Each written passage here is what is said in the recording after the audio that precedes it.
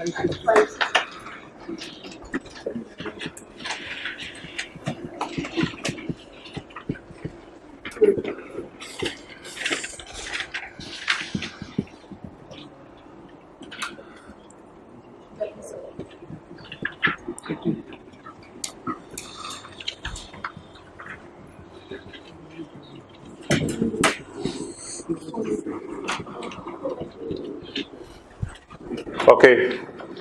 IAS 16 का note इसका बनाना है, तो साल देख लेते हैं कौन से 5-7 मिनट नोट बनाते हैं, फिर आगे शुरू करते हैं कुछ और।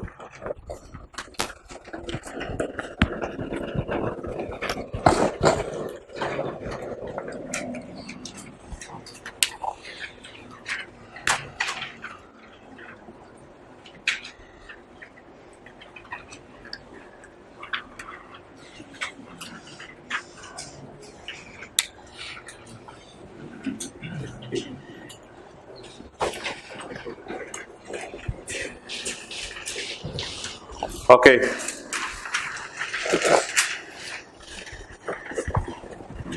कंपनी का नाम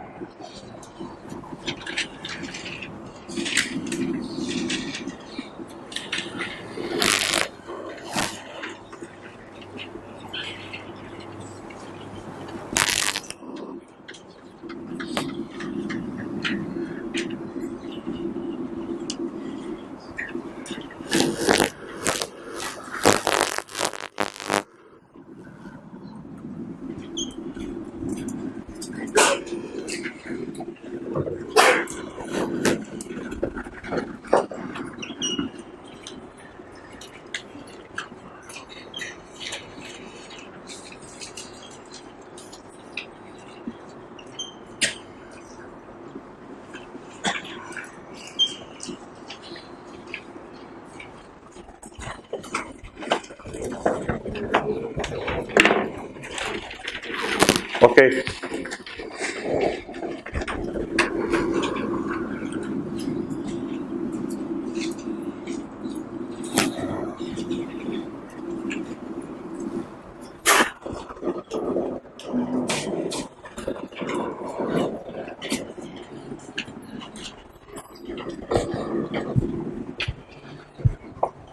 30 जून 11 के साल में 63 साल के पहले दिन नहीं पड़ा हुआ था, बल्कि 30 जून 10 की रात को नहीं पड़ा हुआ था। एक बात जरा फोकस करनी है आपने, नोट में ना कुछ शॉर्टकट्स आज बताने हैं। 30 जून 2010 की रात को क्या ये एसेट था? इसलिए 30 जून 11 के साल में जो ओपनिंग है उससे मुराद है पिछले साल का क्लोजिंग। फोकस करें जरा। 30 जून 11 का नोट बनाने लगे। 30 जून 11 के साल में साल के एंड पे ये एसेट था जी, साल के शुरू में ये एसेट था नो। तो 30 जून 10 की सुबह ये एसेट नहीं था, 30 जून 10 की रात ये एसेट नहीं था, इसलिए यकम जुलाई 10 को ओपनिंग 0 आ रहा है। ये नोट बनाने का तरीका है जी। अब मैंने बाकी कॉलम मिस किए हैं, रिवैल्यूएशन, सरप्लस का, प्रॉफिट एंड लॉस का, वो सारे कॉलम मिस किए हैं क्योंकि उनकी जरूरत नहीं है जी। एंट्री बताते रहे, एसेट बढ़ा दो, कैश बढ़ा दो, एसेट कैश कम कर दो, एसेट बढ़ा दो 500, एसेट बढ़ा दो 500। निर्देशन आगे जो भी है लिखनी है लिखें, नेचर लिखनी है बस, एडिशन, एसेट बढ़ा दो। Depreciation expense debit, accumulated depreciation credit, यानी अकामुलेटेड डेप्रीसिएशन बढ़ा दो because you know accumulated depreciation जो है that is an account of credit nature.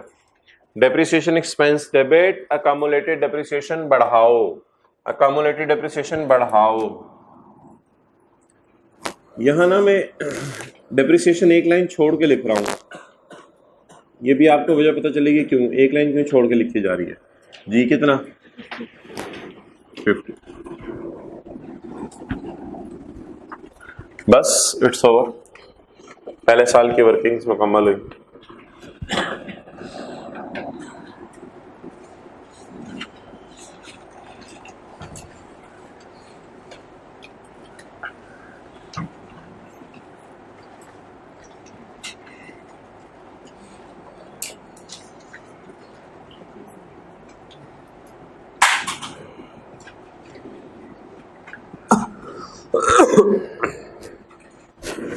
Next अगला साल शुरू करें जी। एसेट क्या हो गया रीवैल्यू, लेकिन उससे पहले पिछले साल के क्लोजिंग को हमारे साल का ओपनिंग बनाना है।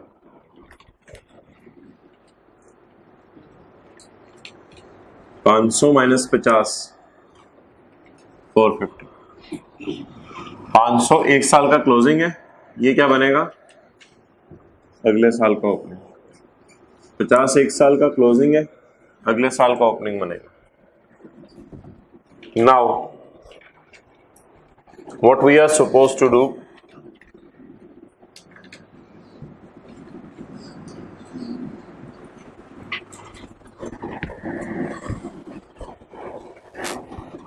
Asset debit revaluation surplus credit, ये एंट्री नहीं करनी, पहले एसेट को वार्म अप करना है।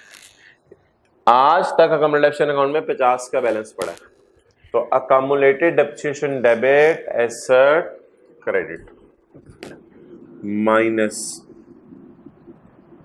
Transfer, accumulated depreciation debit transfer asset credit.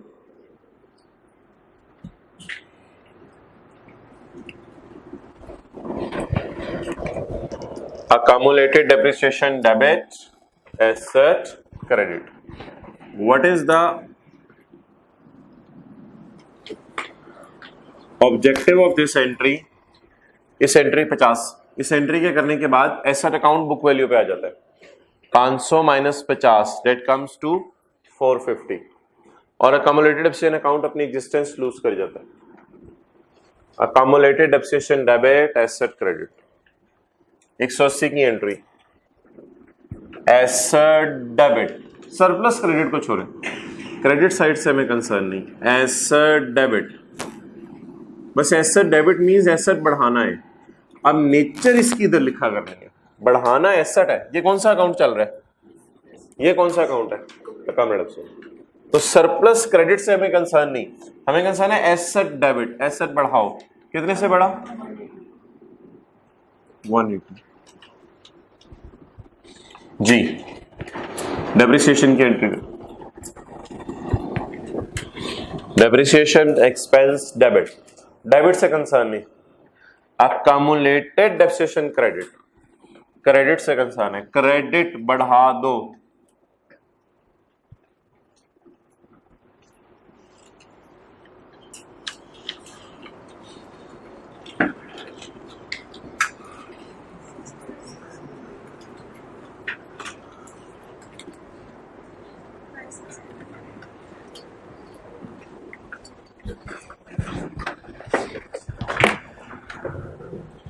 Note करें, व्हाइट बोर्ड पे बगैर देखें, लेफ्ट साइड पे देख लें, राइट पे मत देखें।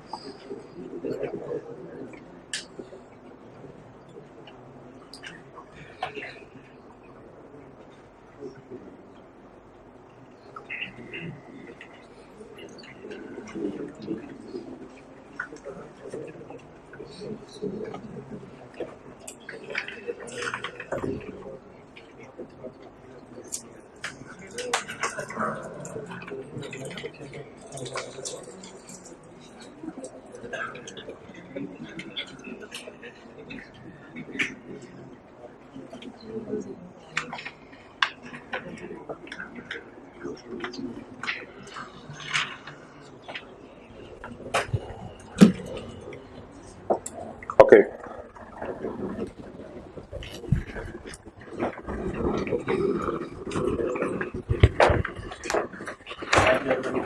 भाई एंट्रीज से चला करें।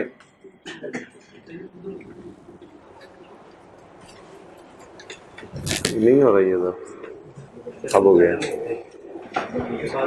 अच्छा, और भाई लेट आए। एंट्री से चलें, एसेट बढ़ा दो, पॉजिटिव साइन। इनको थोड़ा भूल गया हुआ FR1 वाला, वो भी फोकस करें। सैटरडे को मैंने कराया था ये। बहरहाल डेप्रिसिएशन डेबिट, अकमुलेटेड डेप्रिसिएशन बढ़ा दो, अकमुलेटेड डेप्रिसिएशन बढ़ा दो, बस। इसके बाद सब टोटल करने हैं। नेक्स्ट, एसेट को क्या करना है? रीवैल्यू। आज तक कितना बैलेंस पड़ा है अकमुलेशन अकाउंट में? 50। अकमुलेटेड डेप्रिसिएशन को कम कर दो, एसेट को कम कर दो, ये डबल एंट्री। अकमुलेटेड डेप्रिसिएशन को कम कर दो, एसेट को कम कर दो।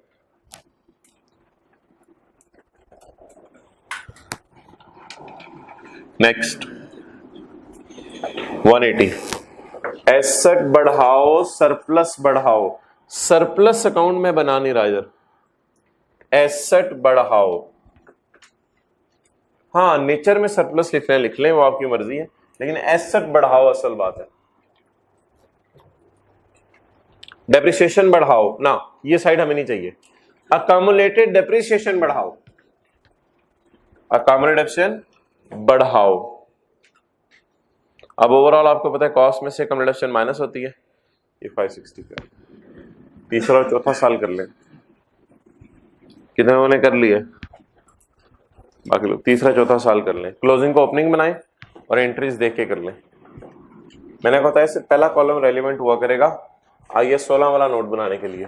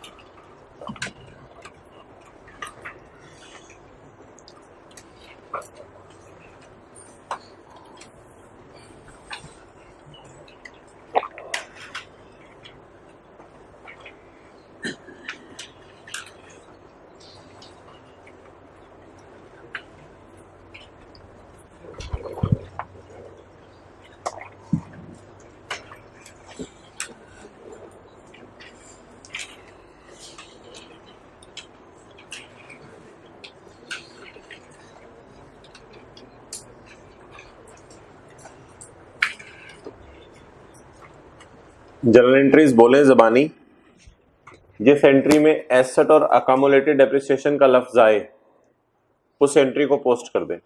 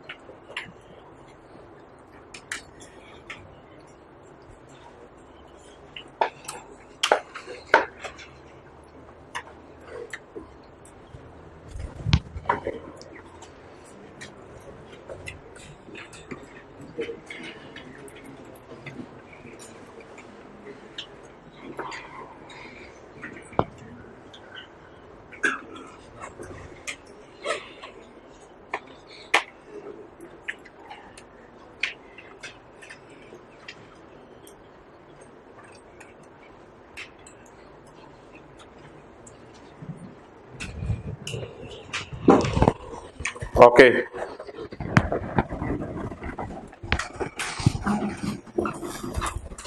इससे पहले कि अगला साल शुरू करें, you should make the closing opening. Closing को ओपनिंग बनाना है।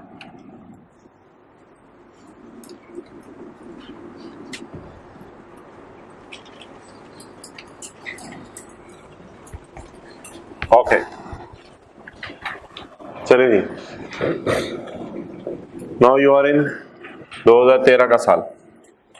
एसेट रिवैल्यू हो गया, अभी रिवैल्यू नहीं करना, वार्म अप करना है। अकम्युलेटेड डेप्रिसिएशन अकाउंट, भाई भाई भाई भाई भाई किधर देख रहे हैं तू?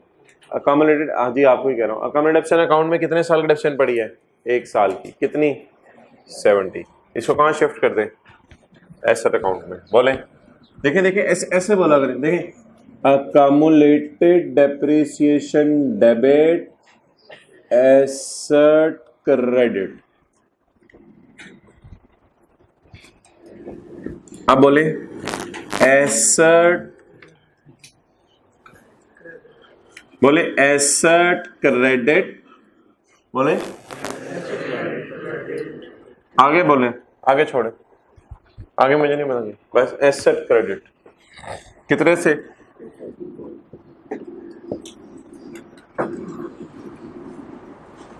$240।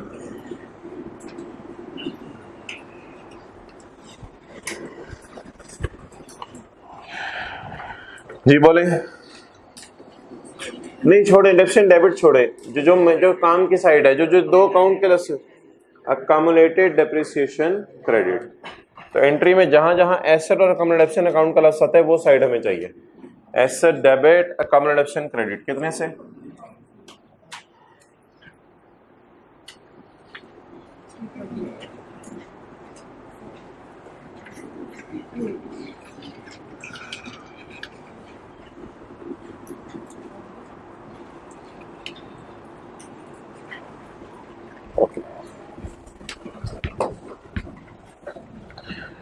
एसेट रिवैल्यू हो रहा है? नो, पहले एसेट को बुक वैल्यू बनाना है, वार्म अप करना है जी। 280 की एंट्री कोई नहीं करनी। पहले बताएं डेप्रिसिएशन 40 की पड़ी है। Accumulated depreciation debit asset credit. The objective of this entry is to bring the asset to book value. Next entry बोले एसेट डेबिट, आगे बोलने की जरूरत नहीं। एसेट डेबिट कितने से?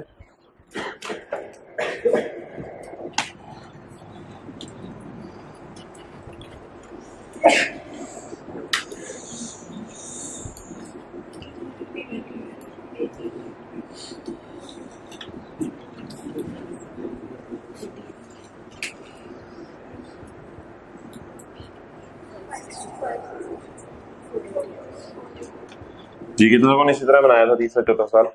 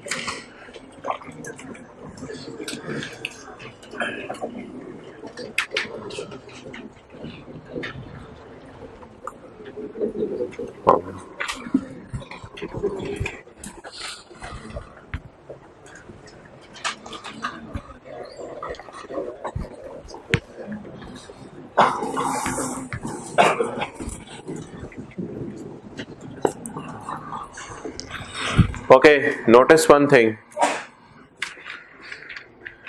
एसेट किसी भी वक्त कोई आपसे पूछे कि एसेट अकाउंट का बैलेंस क्या है, तो आपने बताना है जो लेटेस्ट उसकी मार्केट वैल्यू है। कॉस्ट 500, सवाल में देख ले मार्केट वैल्यू गिवन थी 630, 320, 560, तो एसेट अकाउंट किसी भी वक्त किस पे पड़ा होगा? मार्केट वैल्यू पे, लेटेस्ट मार्केट वैल्यू पे। एसेट अकाउंट किसी भी वक्त किस पे पड़ा होगा? लेटेस्ट मार्केट वैल्यू पे। और अकम्युलेटेड डेप्रिसिएशन अकाउंट में किसी भी वक्त कितने साल की डेप्रिसिएशन आ रही होगी?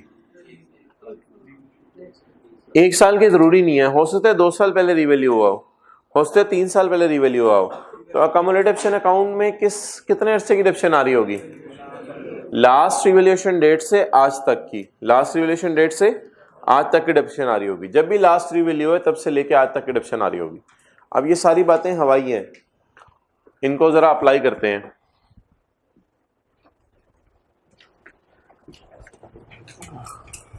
एसेट किस पे पड़ा होता है हर वक्त?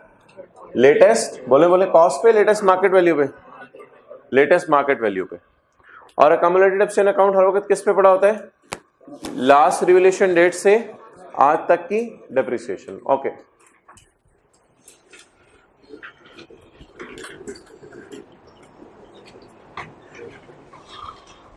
तीन 13 का क्या बनाना है? नोट। 13 का क्या बनाना है? नोट। डायरेक्ट बनाने हैं या किसी साल से कंटिन्यू चलते हुए आ रहे हैं? डायरेक्ट, डायरेक्ट बना लेते हैं। डायरेक्ट बनाएंगे उससे ज्यादा बेहतर समझ आएगी। डायरेक्ट बनाने में ये बात समझ आ जाएगी जी। 30-13 के नोट के अंदर हमें क्या चाहिए? 30-12 के क्लोजिंग। 30-13 के नोट में हमें क्या चाहिए? 30-12 के क्लोजिंग। जो 30-12 के क्लोजिंग होंगे वो 30-13 के ओपनिंग बनेंगे। कोई मुझे बता सकते हैं 30-12 के साल में एसेट कितने पे रीवैल्यू हुआ है? 30-12 के साल में एसेट कितने पे रीवैल्यू हुआ है? तो ये पिछले साल की रिवैल्यूएशन है, ये पिछले साल का क्लोजिंग है। तो हमारे साल का क्या बनेगा? ओपनिंग 630। 630। फोकस करें दोबारा। Where I am standing? 30-13। लेकिन मुझे थोड़ी देर के लिए 30-12 पे खड़ा होना पड़ेगा, क्योंकि यहां क्या लफ्ज लिखा हुआ है? ओपनिंग। ये क्लोजिंग होता है, ये जो हम निकालते हैं ये क्लोजिंग होता है। फोकस करें जरा, फोकस करें। हम कहां खड़े हैं? मुझे क्या चाहिए? थोड़ी देर के लिए मैं कहां खड़ा हूं? बोले बोले बोले बोले 30-12। ये तरीका हुआ करेगा पेपर में। हम कहां खड़े हैं? 30-13। मुझे कहां खड़ा होना चाहिए? बोले बोले बोले 30-12। तो क्योंकि मुझे क्या चाहिए? 30-12 पे खड़े होकर नजर मारे आखिरी रिवैल्यूएशन कब हुई है? एक साथ 11 को कितने की? ये 630 उठा लिया। क्लियर? ये बात समझ आ गई। एसेट हर वक्त किस पे पड़ा होता है? मार्केट वैल्यू पे। जब से रिवैल्यू हुआ है उस दिन से लेके 30 जून 12 तक सिर्फ कितनी दफा डेप्रिशिएट हुआ? आप बता दें अकम्युलेटेड डेप्रिसिएशन अकाउंट में कितने साल की डेप्रिसिएशन पड़ी होगी? 1 साल की। वो कितनी? जाके देख लें। 30-13 के साल में यही था स्टार्टिंग पॉइंट हमारा, 630 और 70। ये शॉर्टकट है, ये शॉर्टकट है सोचने का। I think last time again where we are standing 30-13। लेकिन यहां लफ्ज क्या लिखा हुआ है? इसलिए हमें थोड़ी देर के लिए क्या एज्यूम करना पड़ेगा? मैं कहां खड़ा हूं? 30-12। 30-12 के साल में एसेट कितने पे रिवैल्यू हुआ है?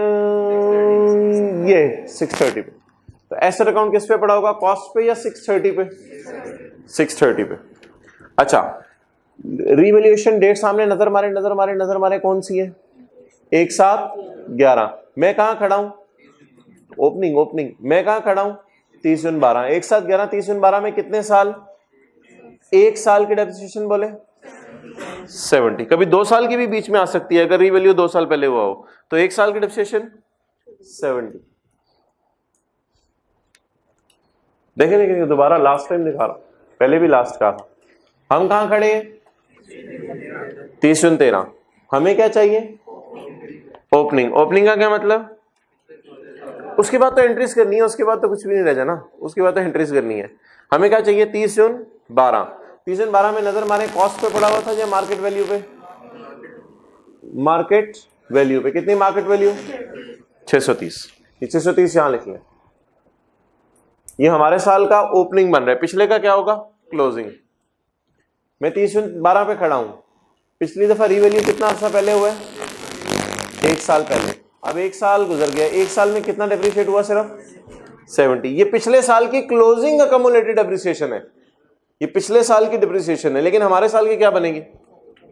ओपनिंग। आगे इजी मार्क्स है, ये हर बंदा ले सकता है।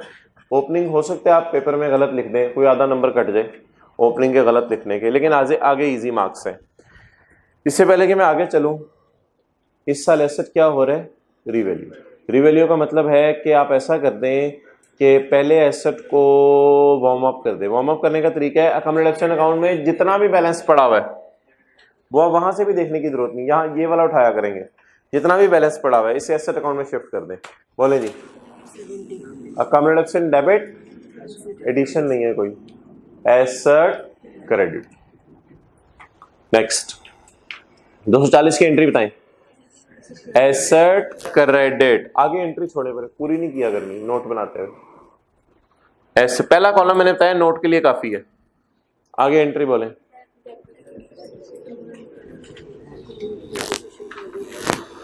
अच्छा जी बोले।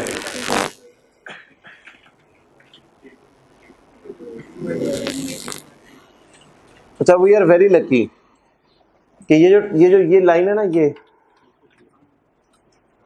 ये 280 ये मैच हो जाया करेगा, तो पता भी चल जाया करेगा ओपनिंग हमने सही उठाए हैं। ओपनिंग की सही उठाना जरा मुश्किल है ना, बाकी तो जनरल एंट्रीज है, बाकी जनरल एंट्रीज है।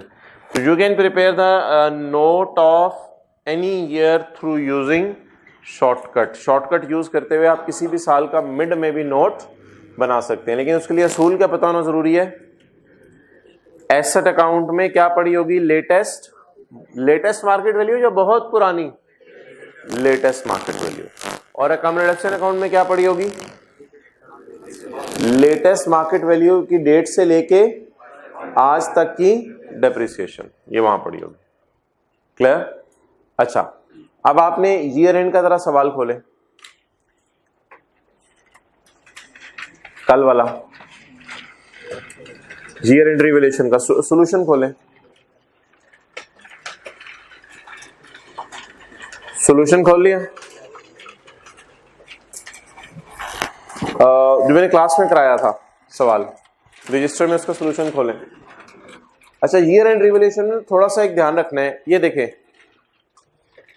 ईयर एंड रिवैल्यूएशन में थोड़ा सा ध्यान रखना है। इधर इधर इधर, इधर देखें, ईयर एंड रिवैल्यूएशन में डेप्रिशिएट पहले कर दीजिएगा। ईयर एंड रिवैल्यूएशन में डेप्रिशिएट पहले कर दीजिएगा, फिर क्या कर दीजिएगा? ट्रांसफर। ईयर एंड रिवैल्यूएशन में डेप्रिशिएट पहले कर दीजिएगा, ट्रांसफर बाद में कर दीजिएगा जी। अब मैं डायरेक्ट आपको नोट बनवा के दिया था मैंने, लेकिन मैं डायरेक्ट आखिरी साल का तरह नोट बनाना चाह रहा हूं जी। आखिरी साल कौन सा था हमारा कल वाली क्लास में? 30 जून 2018, 31/12/2018, ये हमारा कौन सा साल था? आखिरी साल। अब आपके सामने कैलकुलेशन खुली भी है इस तरह की, ये कैलकुलेशन खोलें। ये कैलकुलेशन खोल के नजर मारें 31/12/17 में, नजर मारें कैलकुलेशन खोलें। अगर नहीं भी आए थे दाएं पे वाले से देखें और आया करें। 31/12/17 के साल में रिवैल्यू हुआ है? मारे नजर प्लीज।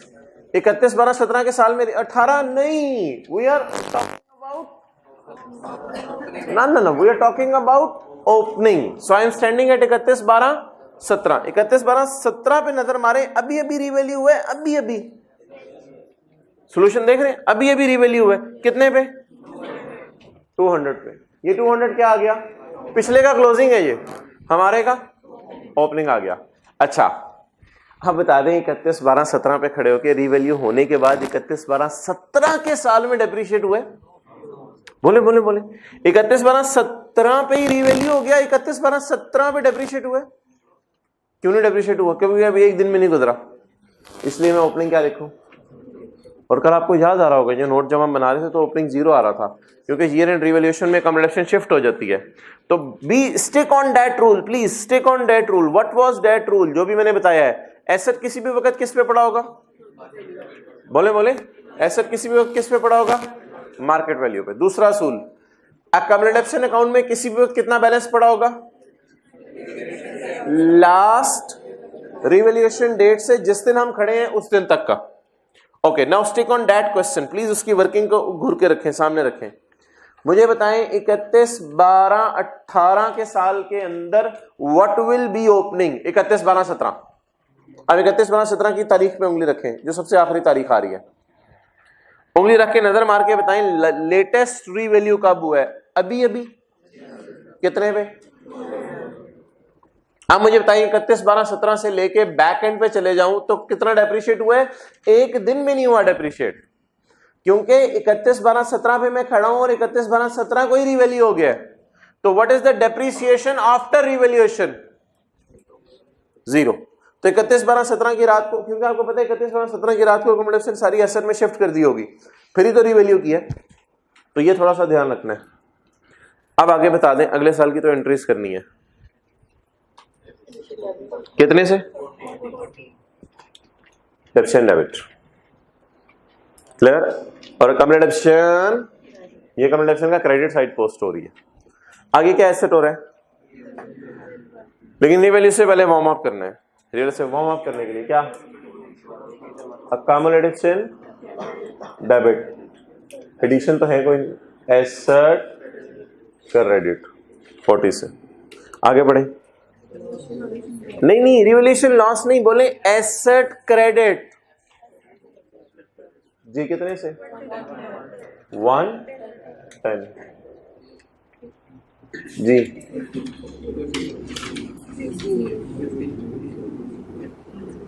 फिर 0 आ गया, ये 0 अगले का ओपनिंग बनेगा 50, दैट इज WDV।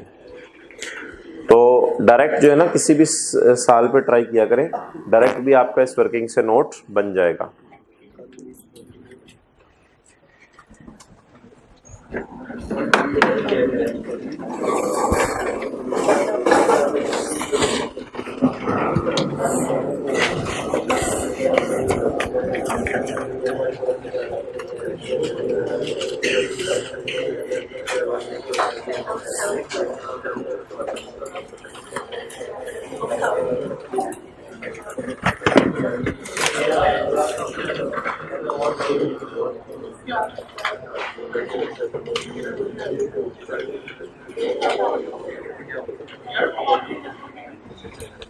जी भाई 1 मिनट आपको दे रहा हूं, सिर्फ 1 मिनट। और पेज 20 पे आए किताब के।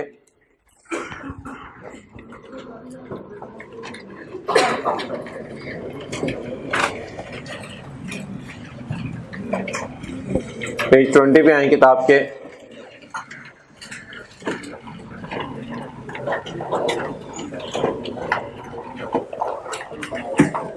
सफे के टॉप पे वर्किंग खुली हुई है, वर्किंग 1 खुली हुई है, वर्किंग 1 खुली हुई है सफे के टॉप पे। इसमें वर्किंग 1 को सामने रखें और 30/18 का नोट बना दें। 1 मिनट से ज्यादा ना लीजिएगा। वर्किंग 1 को सामने रखें और वो ऐसे लाइन से लगाएं। 30/18 का साल कौन सा है? 30/18 का नोट बना दें। Do not take more than 60 seconds.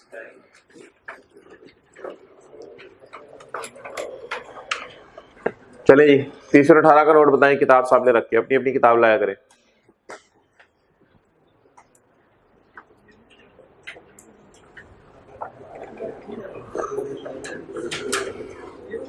Format note कर लें।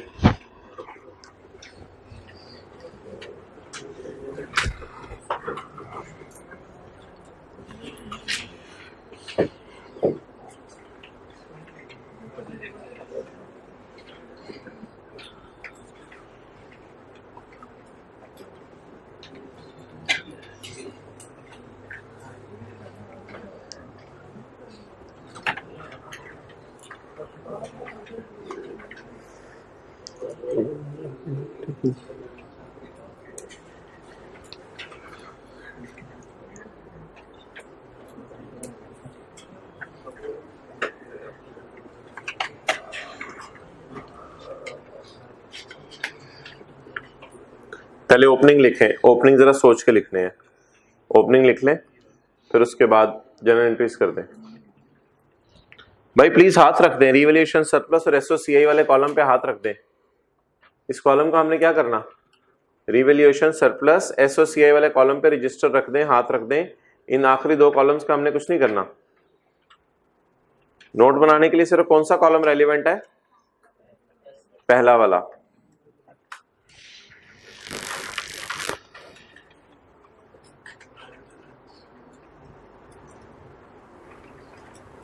नोट का नाम फिक्स्ड एसेट शेड्यूल भी है।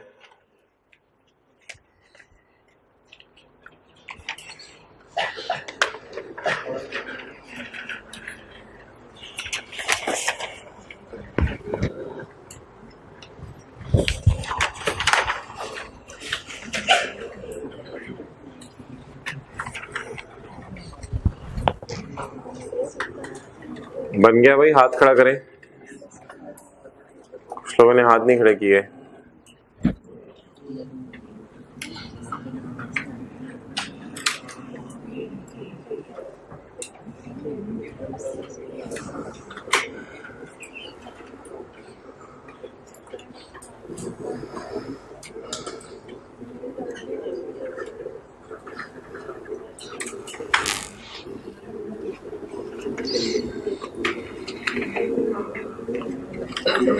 जी पहले बता दें, सवाल के रिक्वायरमेंट के मुताबिक हम किस दिन खड़े हैं? 30 जून 18। हम किस दिन खड़े हैं? 30 जून 18। भाई 30 जून 18 के लिए ओपनिंग कौन सा साल है? 30 जून 17। जरा 30 जून 17 के साल में जाके नजर मारें कि अभी अभी अभी अभी अभी अभी रिवैल्यू हुआ है। तो 30 जून 17 का क्लोजिंग 95 था, जो हमारे साल का क्या बनेगा? ओपनिंग। एसेट अकाउंट में हर वक्त क्या पड़ी होगी? Latest market value. Latest market value. अच्छा 30 जून 17 को रिवैल्यू हुआ। रिवैल्यू होने के बाद 30 जून 17 के साल में कितने दिन गुजरे के साल खत्म हो गया? कोई दिन नहीं गुजरा, साल खत्म हो गया। तो इसलिए बता दें आप इस साल का ओपनिंग। जो कितने को ये दो बैलेंस सही लिखे थे। तो जो ये रेंट रिवैल्यूएशन होगी तो जो मार्केट वैल्यू होगी और ये जीरो आ जाया करेगा। स्टार्ट ऑफ ईयर रिवैल्यूएशन होगी तो क्या हुआ करेगा? ये मार्केट वैल्यू आया करेगी, लेकिन एक साल की डेप्रिसिएशन। आगे तो कुछ भी नहीं है। 11.88 को छोड़ें, हमें पहले एसेट को वार्म अप करना है। वार्म अप करने की एंट्री पहले पहले डेप्रिशिएट करना है। 11.88 को नहीं छोड़ना, मादरत। 11.88 जी। एसेट को वार्म अप करें। अकामुलेशन डेबिट एसेट क्रेडिट, और आखिर में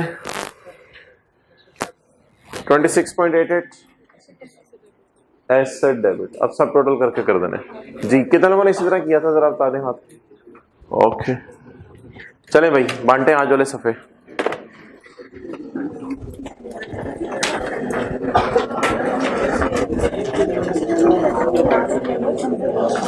एसेट अकाउंट में हर वक्त क्या पड़ी होगी? बोले बोले। एसेट अकाउंट में हर वक्त क्या पड़ी होगी? Latest market value. Asset account में हर वक्त लेटेस्ट मार्केट वैल्यू पड़ी होगी। और डेप्रिसिएशन कितनी पड़ी होगी? लेटेस्ट मार्केट वैल्यू के डेट से जिस दिन हम खड़े हैं उस दिन तक की डेप्रिसिएशन।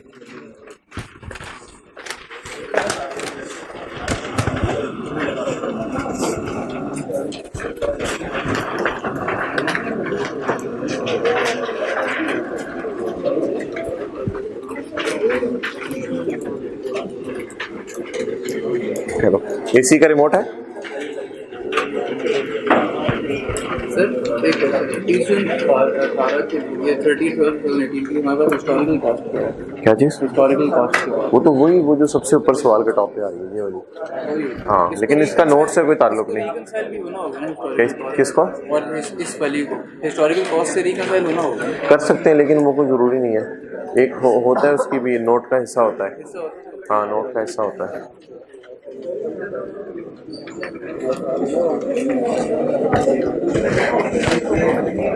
रहने दे।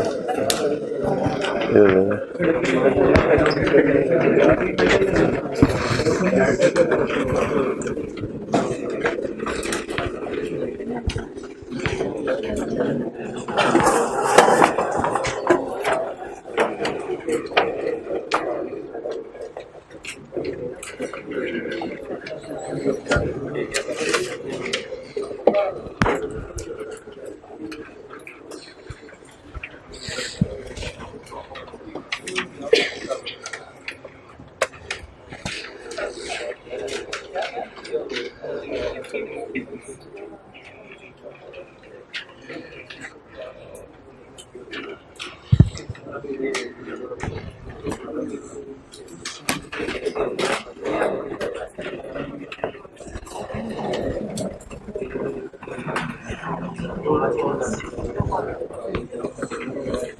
भाई, इस नोट के साथ कुछ इसकी दुमें भी होती हैं।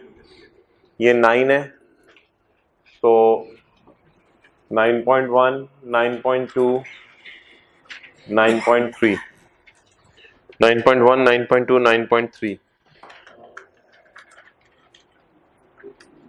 measurement base and life and depreciation method. वैसे मेरा नहीं ख्याल ये FR2 में आपसे पूछेगा। ये नोट की दुमें ये IAS 16 का पार्ट थी FR2 के अंदर, लेकिन इंटेंजिबल्स में शायद, इंटेंजिबल्स में भी वैसे वो नहीं पूछता। ये मेरा नहीं ख्याल ये आपके सिलेबस में होगा। ये FR1 की बात है। मेजरमेंट बेस बोले कौन सी है? कॉस्ट मॉडल है, रिवैल्यूएशन मॉडल है? Revaluation model. लाइफ, वो जो पूरा सबसे वो हमारा पिछला वाला सवाल चल रहा है, लेक्चर नंबर 17 वाला, 17 वाला। कितने साल? 10 साल। Deficient method straight line. Valuer का नाम याद होगा आपको FR1 में। The asset is revalued by an independent valuer on फला तारीख। और तीसरा, details of disposal. Details of disposal. Disposal वाला एसेट आमतौर पे कॉस्ट पे नहीं पड़ा होगा, मार्केट वैल्यू पे पड़ा होगा। Market value minus accumulated depreciation is equal to book value. Book value के बाद जो है वो आपका या गेन आ जाएगा या लॉस आ जाएगा। इसके बाद यहां एसेट का नाम आ जाएगा, नेम ऑफ एसेट। बिल्डिंग बिकी, क्या बिका, ठीक है जी। ये डिस्पोजल अकाउंट ही है एक तरह का। Cost minus accumulation is equal to book value, gain loss. और पर्टिकुलर्स ऑफ बायर, ये पढ़ा हुआ है FR1 में? नहीं पढ़ा हुआ? नहीं पढ़ा हुआ। पर्टिकुलर्स ऑफ बायर और mode of disposal. Particulars of buyer और मोड ऑफ डिस्पोजल। ये किसी दिन डिस्पोजल आपको जो है वो बता दी जाएगी इसी नोट के अंदर कि डिस्पोजल इसके अंदर कैसे इनकॉर्पोरेट करते हैं। डिस्पोजल यहां माइनस साइन से शो करते हैं, minus disposal, minus disposal. Okay, हमारा एसेट तो बिक नहीं रहा, इसलिए ये वाला मैं नोट बना नहीं सकता हमारे सवाल में। हमारा एसेट रीवैल्यू जरूर हो रहा है, ये वाला नोट बन सकता है, इतना सा हिस्सा। कॉस्ट मॉडल होता है, कॉस्ट मॉडल लिख देते। एसेट इज रीवैल्यूड बाय इतने, रीवैल्यूड बाय इंडिपेंडेंट वैल्यू और नेम ये ऑन इतने तारीख, ये भी हम लिख सकते हैं। तो ये नोट के साथ 3 दुमें हैं, इनको बना लें। जिस तरह उसमें टैक्स के नोट में एक दुम होती है रिकॉन्सिलिएशन, तो एवरी नोट हैज इट्स दुम। इट इज द दुम of this note. It has 3 दुम्स।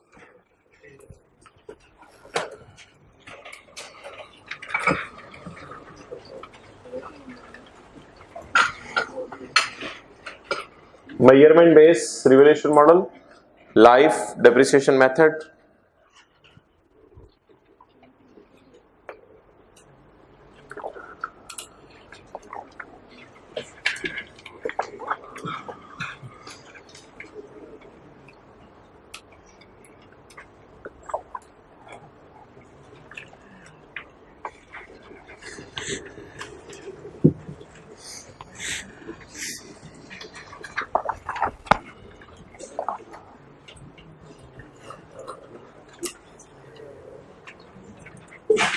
Dispose हुए हुए एसेट की कॉस्ट, उसकी अक्यूमुलेशन, उसकी बुक वैल्यू, उसका गेन लॉस, ये सारी चीजें किस अकाउंट से आएंगी? डिस्पोजल अकाउंट से। पर्टिकुलर्स ऑफ बायर, क्या मतलब? बायर का नाम, ये एसेट हमने इमरान खान को बेचा है, ये एसेट हमने वसीम अकरम को बेचा है, ये हमने इंजमामुल हक को बेचा है। Particulars of buyer. Mode of disposal, mode of disposal क्या हो सकता है? ऑक्शन, OLX, या बाजार में जाके बेचा, कोई भी तरीका हो सकता है।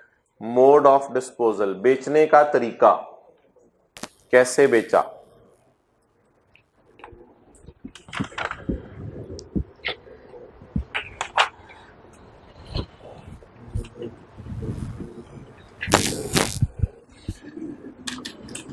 या ये 16 के नोट की दुमें होती हैं,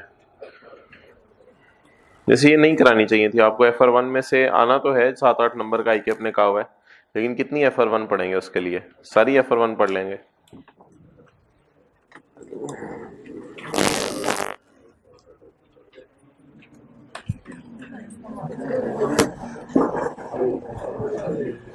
okay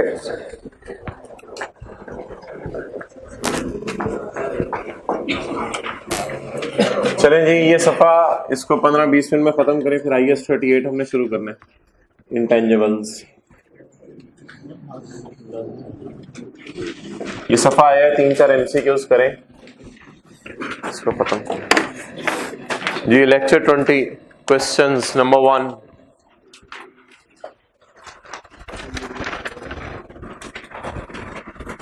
HAL Limited has the following balances included in its trial at 31 December 13: taxation, defer tax. इस पे आपसे बड़ी डिटेल से बात हो चुकी हुई है।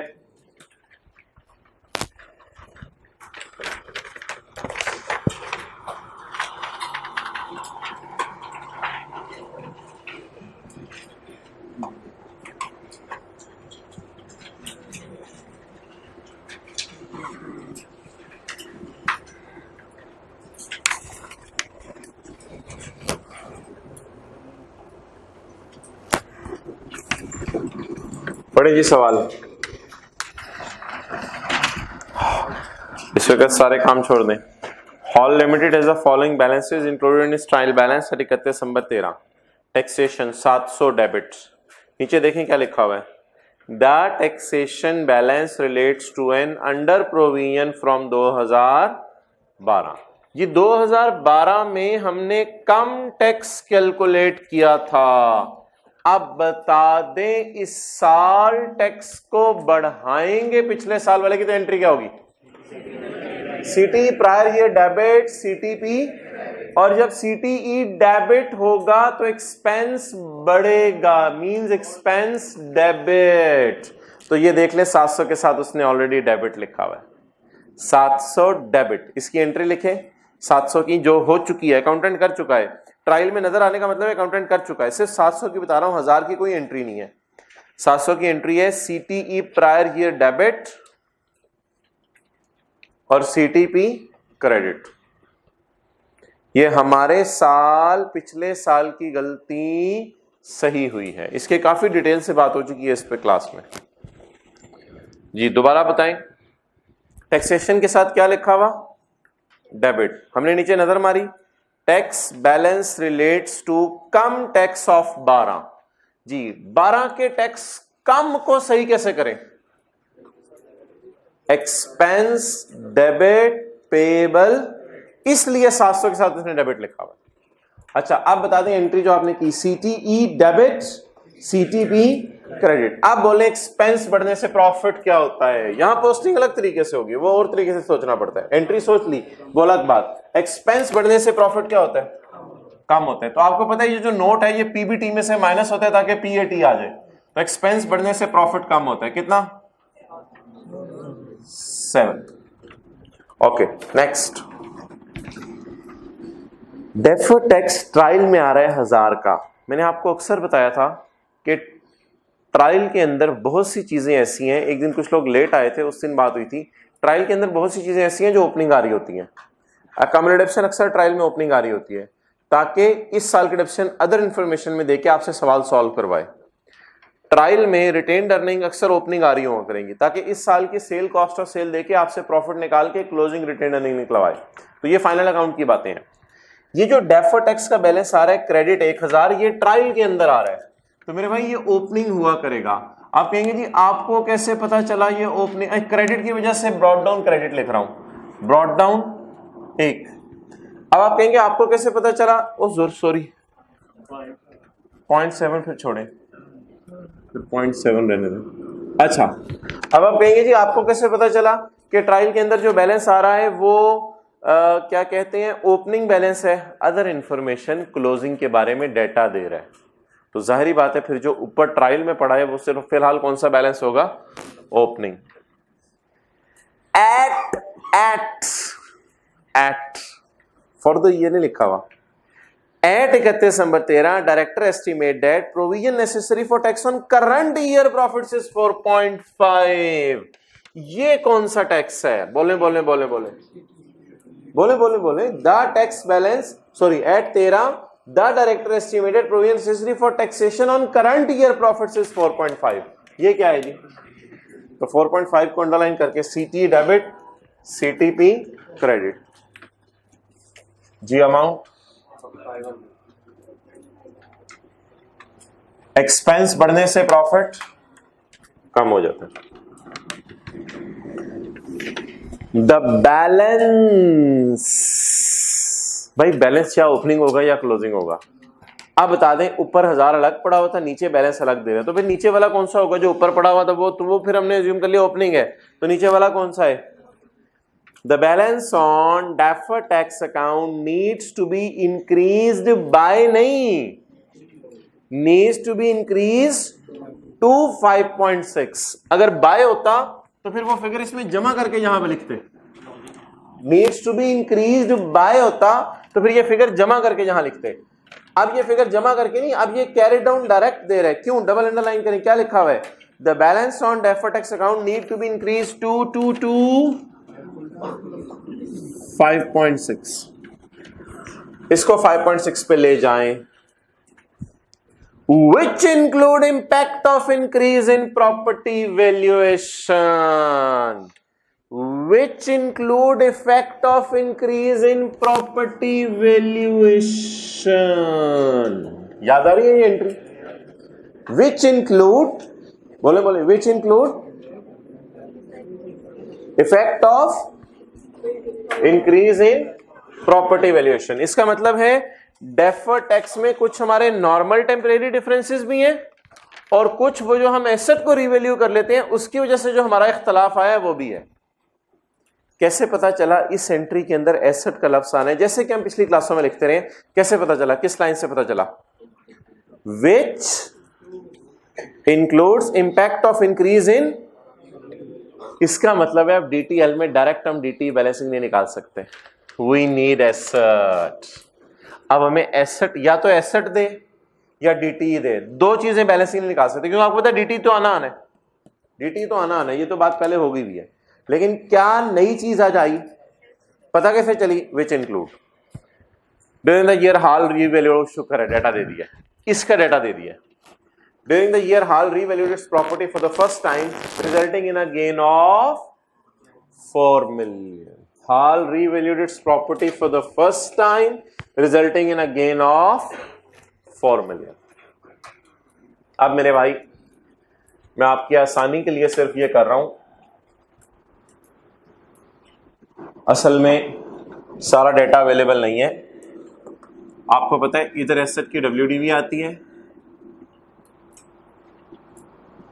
इधर एसेट की रिवैल्यूड अमाउंट आती है, वो जो हमारी वर्किंग होती है।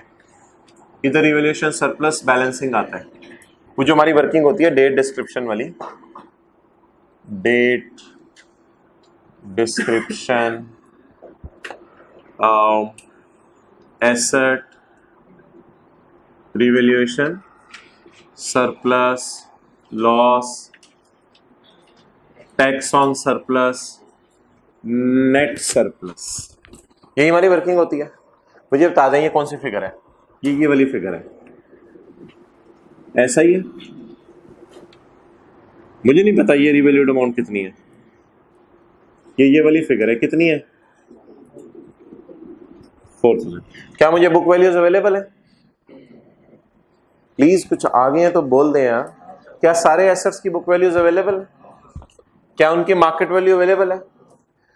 क्या जो एसेट रिवैल्यू हुआ उसका सरप्लस अवेलेबल है?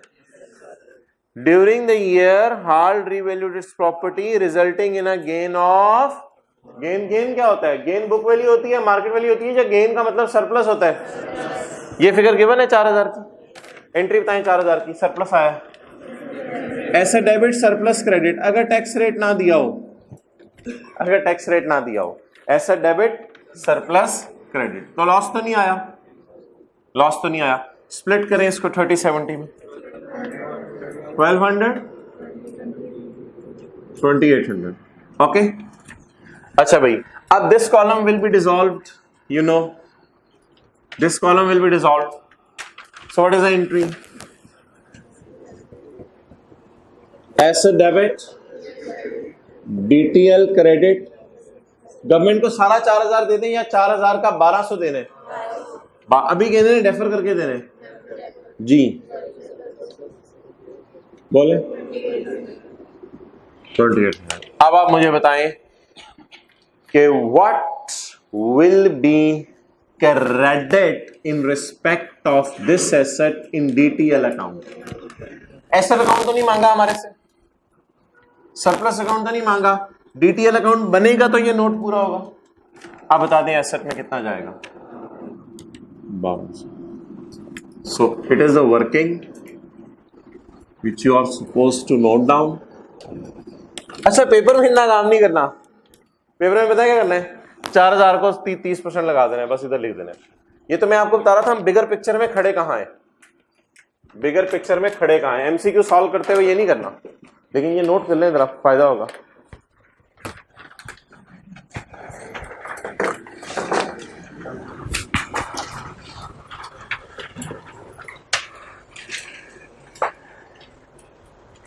अब मुझे तो इस बात की समझ नहीं आती, आईके वाले कहते हैं हमने तो सिर्फ एमसीक्यूज ही ऐड किए हैं, तो मेरे ख्याल से तो इसको कराने में भी टाइम लगता है, एमसीक्यू समझाने में।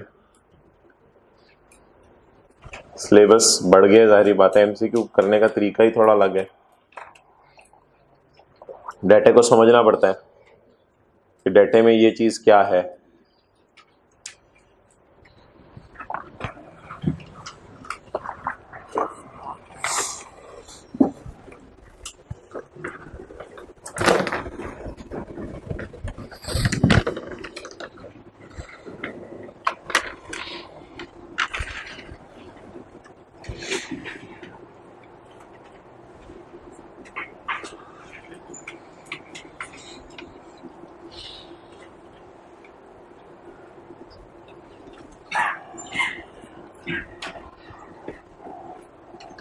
बस मैंने आपको ये ध्यान कराना था कि आपको भूल ना गया हो, यहां सरप्लस पूरा नहीं आता, ये डीटीएल अकाउंट है, तो यहां सिर्फ क्रेडिट पड़ा होता है 1200 का।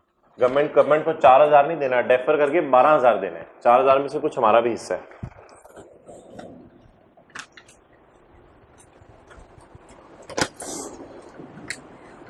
Okay, now read out the question for the last time.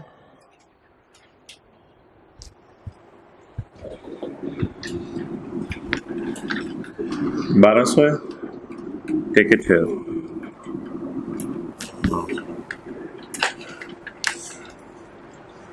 Hall limited has the following balances including its trial balance. Question 1 दोबारा पढ़ो। टैक्स 700 डेबिट, डेबिट क्या मतलब? नीचे नीचे बता रहा है, the tax balance is relates to come tax पिछले साल रिकॉर्ड किया था, 22 साल डेबिट करके एंट्री कर देते हैं सीटी डेबिट और सीटीबी क्रेडिट। एक्सपेंस बढ़ने से प्रॉफिट कम हो जाता है। डेफर टैक्स अगर नीचे को बैलेंस दिया हो तो फिर ऊपर ओपनिंग है 1000। At 31 December 13 director estimated provision asset protection current year profits is 4.5। The balance on defer tax account needs to be increase to 5.6। देखते which include impact of increase in what impact, which includes what impact, वो कहते हैं मैं आगे बताता हूं सब का जो व्हाट लगे हुए हो। During the year hall limited revalued property resulting in a gain को काटे, resulting in a surplus of 4। Surplus है, सरप्लस, अच्छा लफ्ज सरप्लस है। सरप्लस कितना आया? 4 का जी, 4 का सरप्लस आया तो 4 में से 1.2 गवर्नमेंट का। फिर कभी भाई अभी भी अकाउंट टैली नहीं करा क्योंकि इस ऑर्गेनाइजेशन में इस साल के और भी डिफरेंसेस होंगे, अब अकाउंट टैली नहीं करा। इधर आते बैलेंस जी बोले 34। अच्छा जी, इधर कौन सा जाना है? एसेट वाला जाना है, सिर्फ डीटी जाना है? से dt जाता है, इधर से dt जाता है, एसेट वाला नहीं जाता। आपने नोट भी बना के कल घर में देखा होगा होमवर्क के सवालों का, एसेट वाला नहीं जाता। You have strong grip if you are doing homework. Entry बोले DTL DT debit 3400, grand total कर दें 80। सवाल की requirement, what is the charge for taxation that will appear in profit and loss. Profit and loss में 8600 जाएगा या सिर्फ ये दो जाएंगे? 8600 जाएगा, क्योंकि पिछले साल की गलती भी सही करनी है। तो प्रॉफिट एंड लॉस में पूरा 8600 जाएगा। सवाल का जवाब लिख लें, 8600 will go to profit and loss as a tax charge. 8600 will go to profit and loss as a tax charge, as an expense या as an income। एक और बात सुन ले, कभी पेपर में ये भी पूछ सकते हैं टैक्स एक्सपेंस या इनकम बताओ। अगर ये नेगेटिव है तो एक्सपेंस है, अगर पॉजिटिव है तो टैक्स इनकम कहते हैं इसे। इज इट टैक्स एक्सपेंस और tax income? Expense. Tax income आमतौर पर नहीं आया करेगी आपको, कभी रेयर सर्कमस्टांस में पॉजिटिव आ सकता है वैसे, लेकिन इट इज टैक्स एक्सपेंस।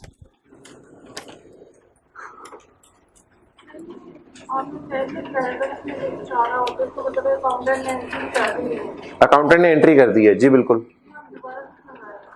हम दोबारा तो नहीं कर रहे, हम तो फाइनेंशियल स्टेटमेंट्स में उसको शो कर रहे हैं। जैसे ट्रायल में जो चीजें आ रही होती हैं, बैलेंस शीट ट्रायल में डेटर नजर आ रहे हैं, आप उसे बैलेंस शीट में दोबारा क्यों शो करते हैं? क्योंकि आप बैलेंस शीट बना रहे हैं।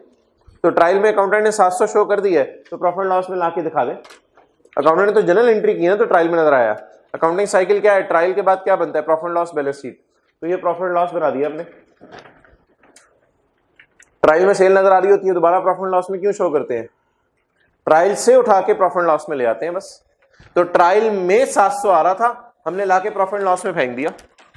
ये प्रॉफिट एंड लॉस के एक्सट्रैक्ट्स हैं, ये प्रॉफिट लॉस के एक्सट्रैक्ट्स हैं। इससे ऊपर हम लिखेंगे पीबीटी और माइनस करेंगे 8600, तो पीएटी आ जाएगा। तो ट्रायल में सेल पड़ी होती है, यहां लाके लिख देते हैं। ट्रायल में पिछले साल की गलती सही होगी है, यहां लाके लिख दें। चलें जी, सवाल दूसरा सवाल पढ़े। Hall limited has the following balances included in its trial balance at 31 December 13। Taxation बोले कितनी जी? 700। डेबिट क्या है? Tax relates to under provision from 12। Defer tax का ओपनिंग बैलेंस बोले बोले बोले, देखते नहीं यार क्या कर रहे हैं। डेफर टैक्स का opening balance 1000। At 31 December 13 the director estimate that provision necessary for taxation on current year profit is 4 point and the required deferred tax provision is 5 point and the required deferred tax provision is 5.6। एक minute, ये जो required deferred tax provision है ये for the year होगी या as on होगी? ये 56 कहीं फॉर द ईयर तो नहीं दिया हुआ उसने। एक लाइन पढ़े, एट 31 दिसंबर 13 और दरमियान में एंड लगा हुआ है, एट 31 दिसंबर 13। पूरा फिक्रा मिला के पढ़ते हैं ना, बचपन से यही पढ़ा हुआ है। जब तक फुल स्टॉप ना लगे तो फिक्रा इकट्ठा पढ़ा जाता है, जब तक फुल स्टॉप ना लगे फिक्रा इकट्ठा पढ़ा जाता है। अब फिक्रा इकट्ठा पढ़े। At 31 December 13 the director estimate that provision necessary on current taxes इतने एंड रिक्वायर्ड डेफर्ड टैक्सेस इतने। अब बता दें एट 31 दिसंबर 13। अब स्किप करके सिर्फ अपने काम की बात पढ़ें। At 31 December 13 required deferred tax provision is 5.6। Is it for the year? No, it is as on. 1.2 of which relates to property, 1.2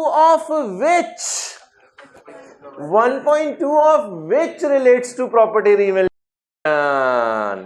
अब उसने खुद ही रेट लगा के दे दिया है। एमसीक्यूज में आईकैप के तो जो मैंने आपको होमवर्क में दिए हैं उनमें तो डाटा डिफरेंट होगा, लेकिन ये उसने खुद ही रेट लगा के दे दिया है। अब मुझे फर्क बताएं क्वेश्चन 1 और 2 में जरा जल्दी से। नहीं, क्वेश्चन 1 में लाइन क्या लिखी हुई है? Which includes impact of increase in property value. उसमें जनरल लाइन लिखी हुई है और नीचे गेन दिया हुआ है, नीचे गेन दिया हुआ है। इधर क्या लिखा हुआ है? 5.6 ₹1.2 ऑफ विच, यानी 5.6 में से एग्जैक्ट 1.2। अब हमें ये भी कुछ करने की जरूरत नहीं है, अब तो ये भी करने की जरूरत नहीं है, डायरेक्ट 1.2 यहां लिखेंगे और ये बाकी बैलेंसिंग आ जाएगा।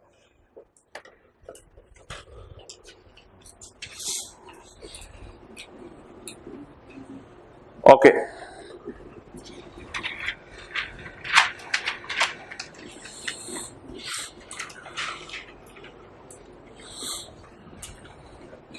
पॉइंट 3 सेम है।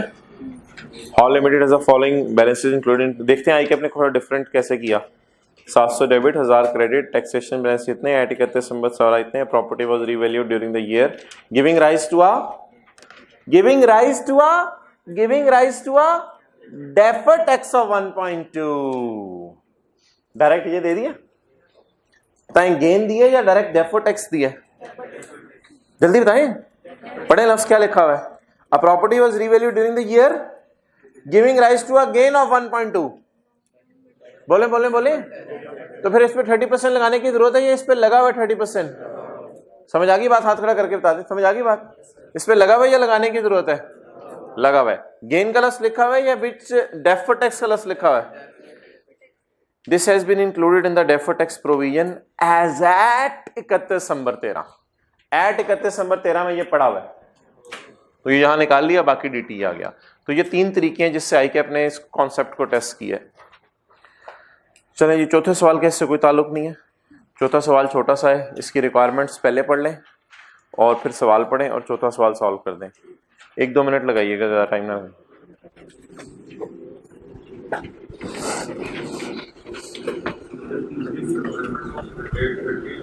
ओह सॉरी भाई, तीसरे की रिक्वायरमेंट चेंज कर दें, फॉर द ईयर 31 दिसंबर 13 कर दें। वो सवाल बनाते हुए गलती होगी है,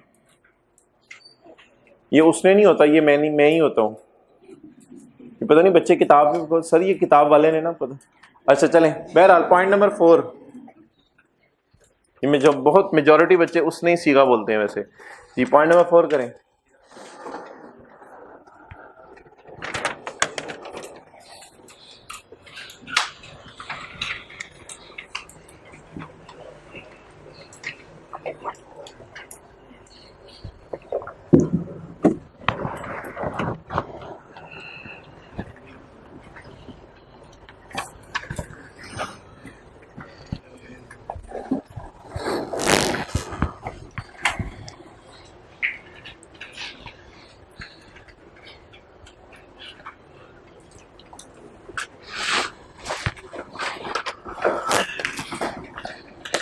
करें छोटी छोटी कैलकुलेशंस हैं 1-2।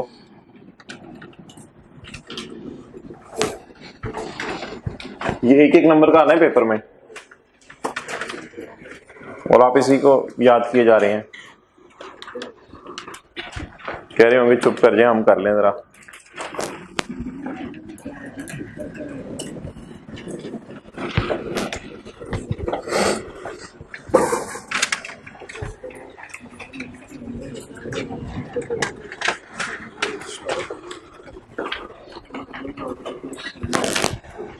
डस्टर किधर है?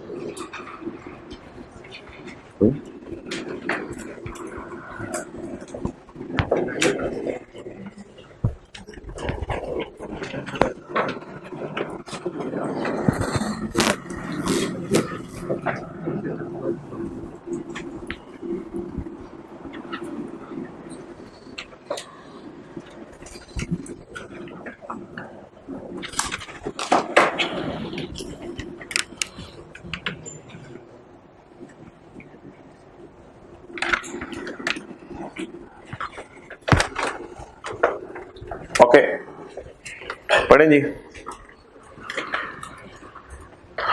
The carrying amount of Jewel Limited property plant equipment at 31 December 13 was इतने, एंड टैक्स डब्ल्यूडी वाज इतने। ठीक है जी। Next, the following data relates to 31 December 14। At the end of year, अच्छा ऐसा करते हैं कि वो डेटा जो है ना आ रहा है ऐसे लिखते रहते हैं, ऐसे लिखते रहते हैं, पता नहीं कोई काम का डेटा आ जाए बीच में।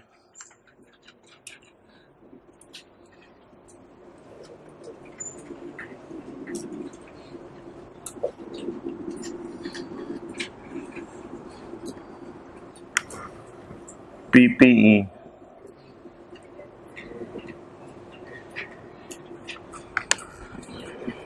The following data relates to 31 December 2014. At the end of year, the carrying amount of PPE was 460 and tax WDV was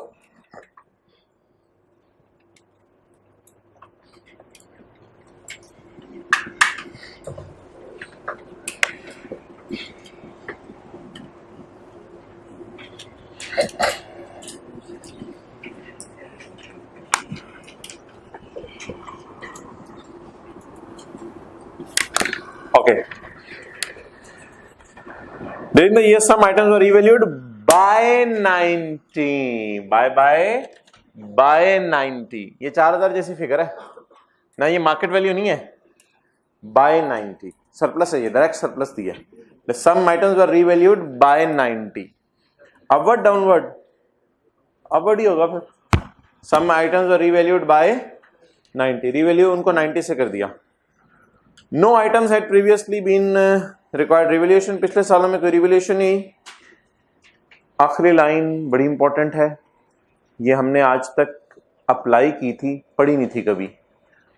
in tax jurisdiction in which JL operates, वो टैक्स का मुल्क जिसमें जेएल काम कर रही है, revaluation do not affect the tax base of asset. ये हम पहले दिन से काम कर रहे हैं.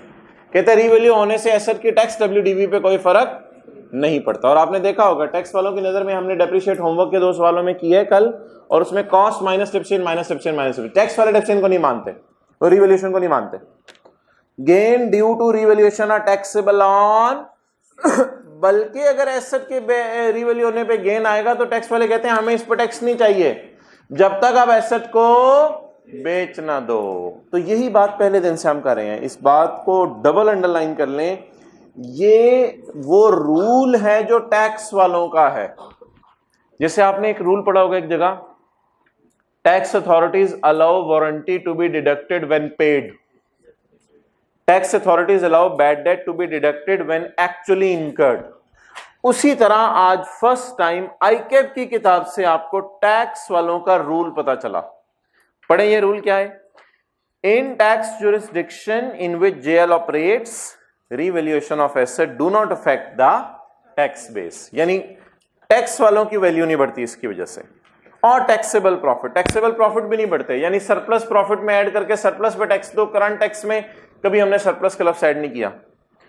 Gains on revaluation are taxable on, इसका मतलब है डेफर करके टैक्स लगेगा. डेफर करके, कब डेफर करके टैक्स लगेगा? जिस वक्त सेल होगा. और बेचना कब है वो पता नहीं कब बेचना है. The corporate income tax is 30%. The current tax charge was calculated at 45,000. The current tax charge was calculated as 45,000. ये वाली figure. What is the taxable temporary difference to be accounted for at 31 December 14? What is the taxable temporary difference at 31 December 14? No. जी difference. What is this? Taxable temporary. What is this? बस rate नहीं लगाना, rate नहीं लगाना. पढ़े requirement. What is the taxable temporary difference? What is the taxable to be counted for at 14? At 14 या at 13? तो ये कैलकुलेशन ऐसे दिया हुआ एट 14 190 इसका जवाब है. दूसरी रिक्वायरमेंट छोड़ें, रिक्वायरमेंट बी छोड़ें please. Requirement C. What amount will be shown as current tax payable in balance sheet. Balance sheet में करंट टैक्स पेएबल कितना नजर आएगा? करंट या डेफर्ड भी? सिर्फ करंट टैक्स पेएबल कितना? 45. ये बैलेंस शीट में करंट टैक्स पेएबल के तौर पर नजर आएगा. ये रिक्वायरमेंट बी एक दिन मैंने आपको क्लास में बताई थी, पहले दिन जब डेफर्ड टैक्स समझा रहा था. ये बड़ी क्रिटिकल और इंपॉर्टेंट रिक्वायरमेंट है. What amount should be charge to surplus in respect of deferred tax asset. अच्छा जी, अब आप मुझे बता दें कि हमारा एसेट जो रिवैल्यू हुआ है वो कितने से हुआ है? 90 से 90 में 2 हिस्सेदार हैं, बता दें कौन?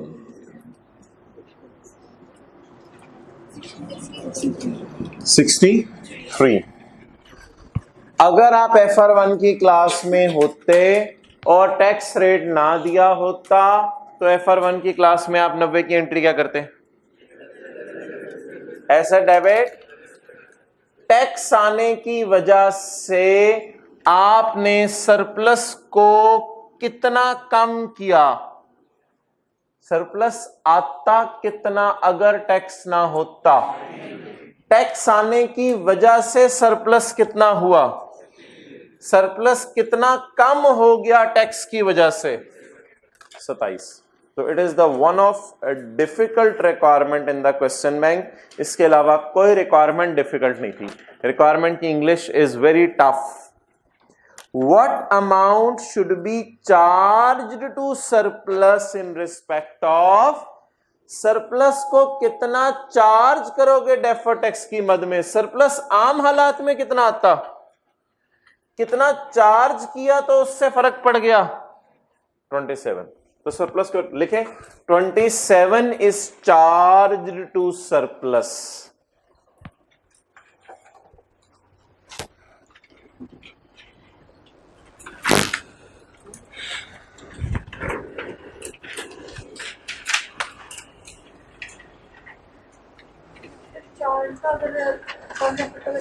क्या चीज? फिर तो नहीं होगा ना, रिवोल्यूशन लॉस पे तो डेफर्ड टैक्स आता ही नहीं, इसलिए सरप्लस पे ही हमेशा आया करेगा, इसलिए चार्ज का लफ्ज यूज करेगा।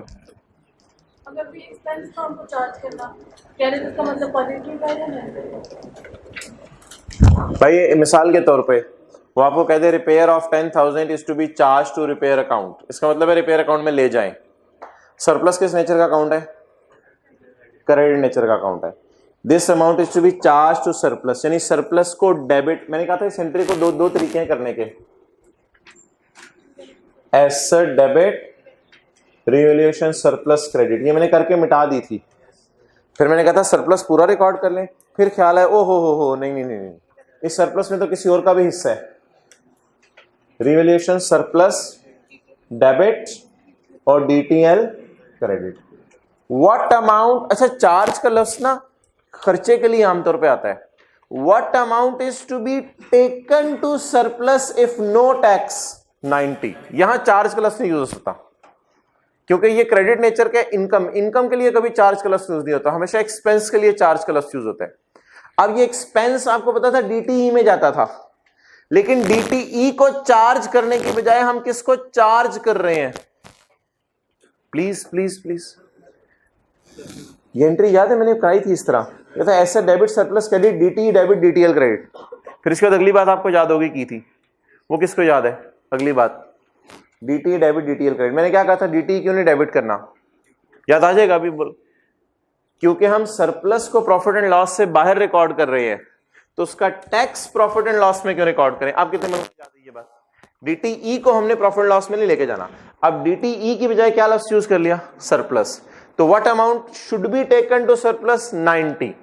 But what is to be charged to surplus in respect of deferred tax? 27। Charge का मतलब होता है एक्सपेंस में लेके जाना, लेकिन अब DTE में नहीं लेके जा सकते, सरप्लस को ही कम कर दें। ओके, अगले पेज पे आ जाए।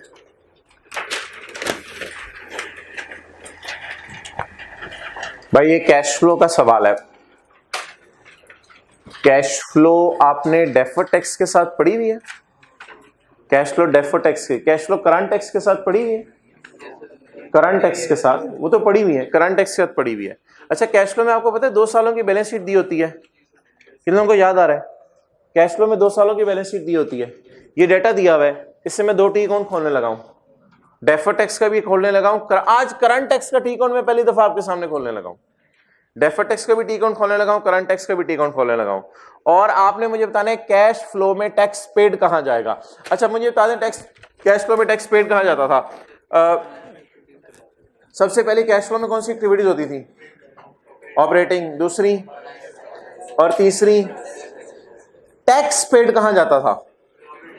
ऑपरेटिंग में, ऑपरेटिंग के एंड पे जाता था, याद है? अच्छा थोड़ा सा रिवाइज करते हैं। PBT, add depreciation, add loss, less gain, working capital changes, debtor inventory creditor, less interest paid, tax paid, dividend paid, ये 3 चीजें आती थी कैश फ्लो में। तो वो जो टैक्स पेड है हम वो कैलकुलेट करने लगे हैं। चलें जी सवाल पढ़ें।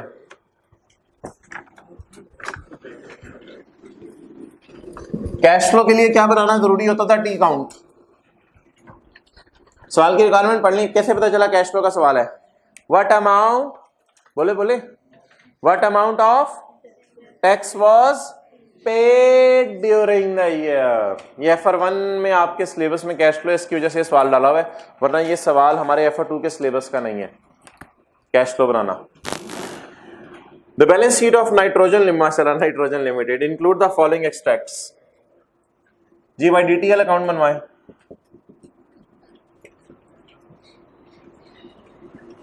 कैरी डाउन, रिटर्न, टैक्सेशन,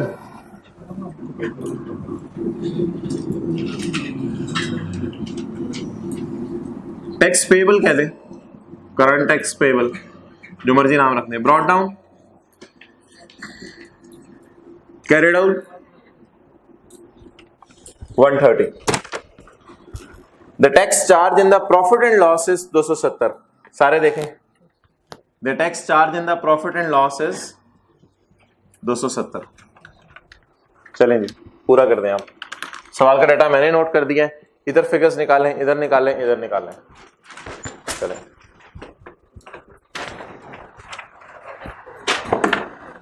ये अकाउंट कितने लोगों को याद है कैश फ्लो में बनाते थे टैक्स का? Opening payable, closing payable, expense, cash. चलें और थोड़ा सा हिंट ले लें। इधर प्रॉफिट एंड लॉस आता है, इधर कैश आता है। ये FR1 में पढ़ा था।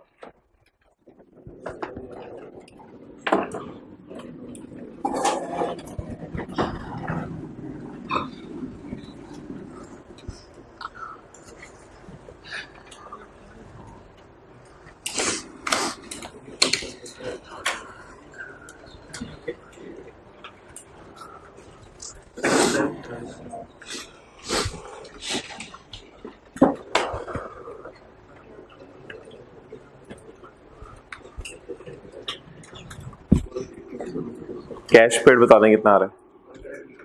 130।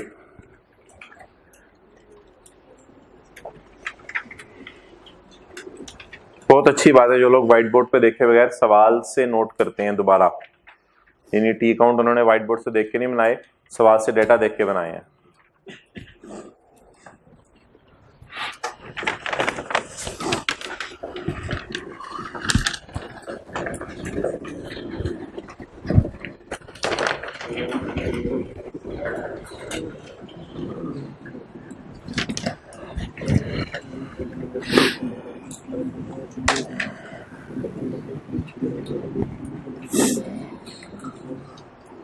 जी non current liabilities, defer tax 140 310,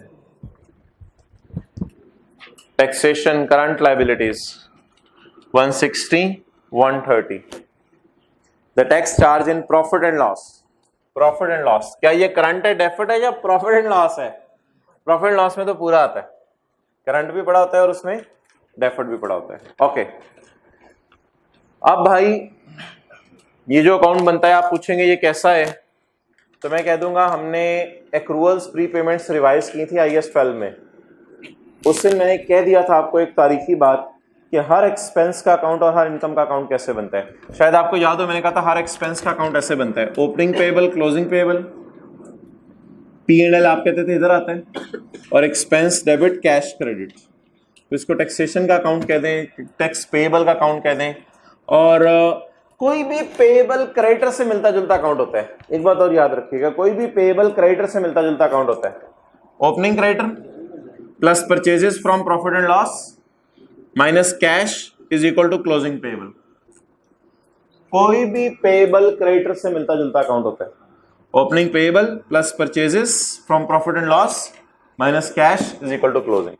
चलें जी, 270 आ गया है, ये भी मिसिंग है, ये भी मिसिंग है। वी आर वेरी लकी, इस अकाउंट में कैश नहीं आता, वी नो इट, इस अकाउंट में कैश नहीं आता। ये गवर्नमेंट को देना ही नहीं होता, ये डेफर करके देना होता है, और जब देते हैं तब भी वो करंट टैक्स में से ही जाता है। ये हमने अपनी मैचिंग कॉन्सेप्ट के लिए अकाउंट बनाया हुआ है। यू ऑलरेडी नो इस अकाउंट में never tax, cash will never appear in this account. ये डेफर टैक्स की खासियत है, cash will never appear in this account. हमेशा किस अकाउंट में आएगा?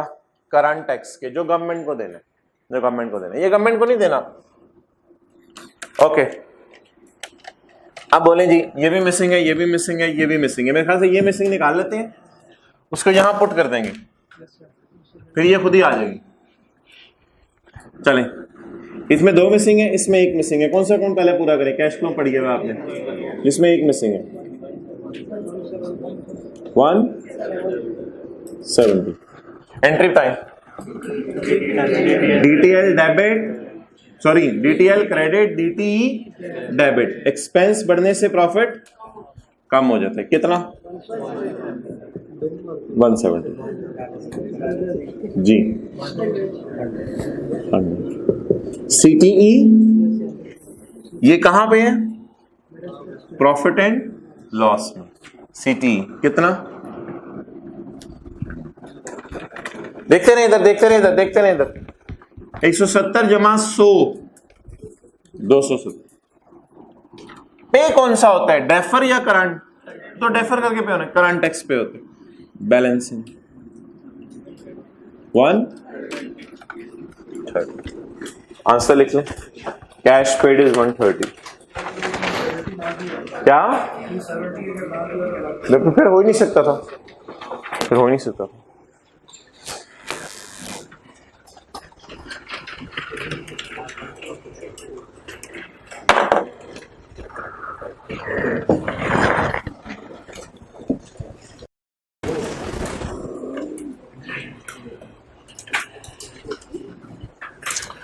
तो लिख लें, it is a concept of cash flow. ये तो कैश फ्लो पता नहीं क्यों इसने बीच में डाला हुआ है। अब FR1 उस पूछने पे बजिद हुआ हुआ है कि FR1 भी मैंने पूछनी है।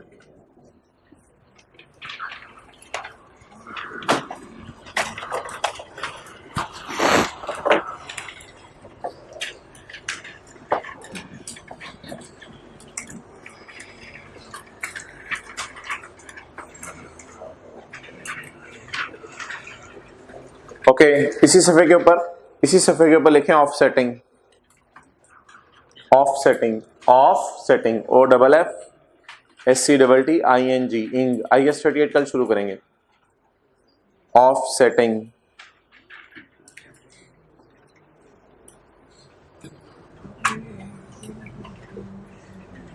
पहली हेडिंग में current tax.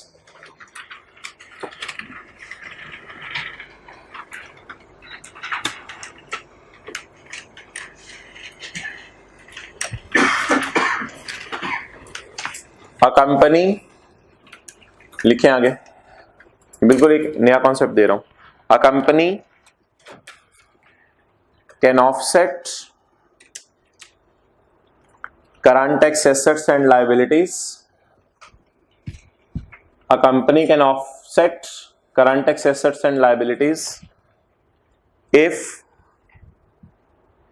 it has legal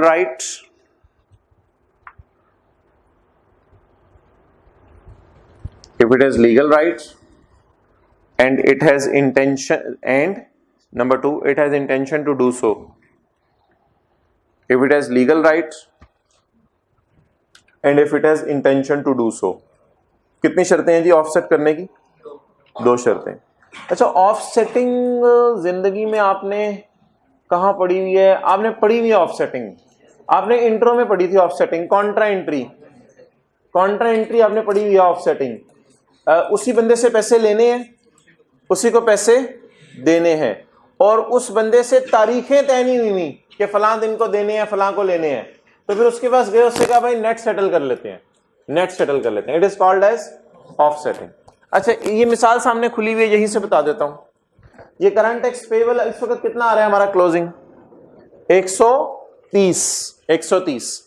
अब फर्ज करें गवर्नमेंट के बंदे 130 हमसे मांग रहे हैं, और हमने गवर्नमेंट के बंदों को कहा यार तुम्हें याद है तुम 125 रुपए किसी दिन वैसे ही ले गए थे जबरदस्ती हमसे कि इमरान खान ने क्या टैक्स की जरूरत है, तो 125 हमने तुम्हें एडवांस पकड़ाया हुआ है, 130 तुम हमें मांग रहे हो, तो क्यों ना ऐसा करें कि आपस में नेट सेटल कर लें।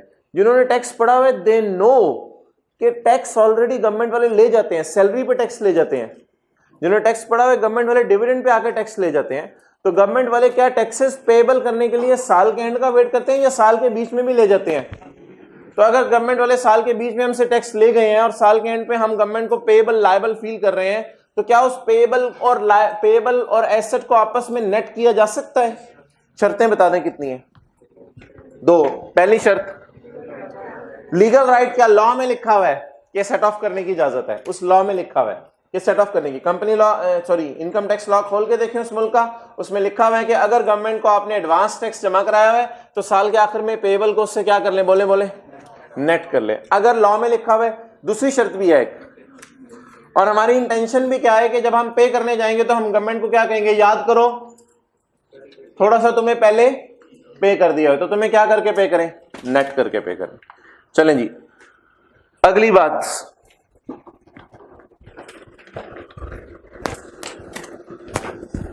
ये वर्किंग होती है carrying amount, tax base, difference, tax.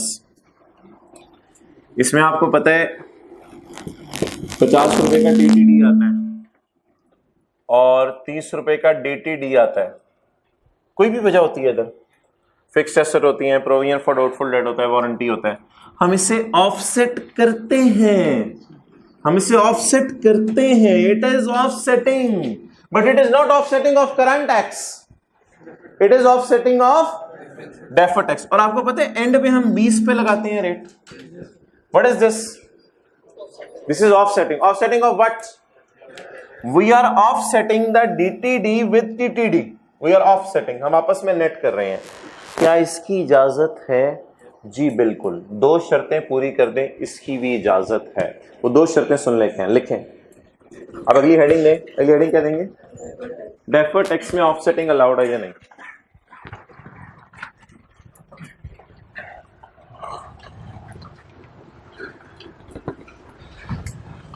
A company must offset deferred tax asset with deferred tax liability. A company must offset deferred tax asset with deferred tax liability if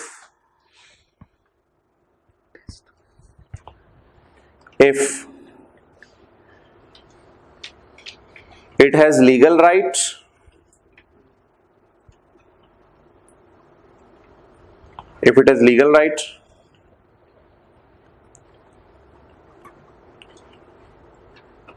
and the tax is levied by same tax authority, and the tax is levied by same tax authority. इधर 2 अलग अलग शर्तें हैं। एक तो हमारा legal right है, वो तो उस लॉ में लिखा होगा। If the tax is levied by same tax authority का मतलब बताएं। पाकिस्तान में तो मेरे ख्याल से टैक्स की एक ही अथॉरिटी है, FBR। अब ऐसा कब नहीं हो सकता, वो सुन लें। एक ऑर्गेनाइजेशन है, वो पाकिस्तान में भी ऑपरेट कर रही है, अब पाकिस्तान के एसेट्स पे टीटीडी आ रहा है। ये कॉन्सेप्ट न्यूमेरिकली आपसे नहीं टेस्ट होना, ऐसी मिसाल दे रहा हूं कि सेम FBR का क्या मतलब है। पाकिस्तान में एक बंदा टैक्स कर रहा है, उसके एसेट्स पे टीटीडी आ रहा है, और जो उसके एसेट्स बांग्लादेश में पड़े हुए हैं उनके एसेट्स पे उसने कैलकुलेट किया तो डीटीडी आ रहा है। अब ये ऑफसेट नहीं कर सकता आपस में, क्यों? क्योंकि सेम रेट भी डिफरेंट होंगे, टैक्स अथॉरिटीज भी डिफरेंट होंगी। तो ऑफसेटिंग अलाउड कब है? जब लीगल राइट हो, एंड नंबर 2 टैक्स मांगने वाली अथॉरिटी क्या हो, सेम हो। अगर टैक्स मांगने वाली अथॉरिटी डीटी MCQs में आ सकते हैं दोनों पॉइंट, न्यूमेरिकली नहीं आएंगे, तो टैक्स अथॉरिटी मांगने वाली भी सेम हो। क्लियर? और अगर 2 मुल्कों में ऑपरेट कर रहे हैं तो फिर ये ऑफसेट नहीं हो सकते। अगर एक मुल्क में ऑपरेट कर रहे हैं तो ऑफसेट हो सकते हैं। ठीक है जी, टेस्ट ले आए। कुछ लोगों की 9 बजे क्लास होती है दूसरे कॉलेज में, वो जा सकते हैं।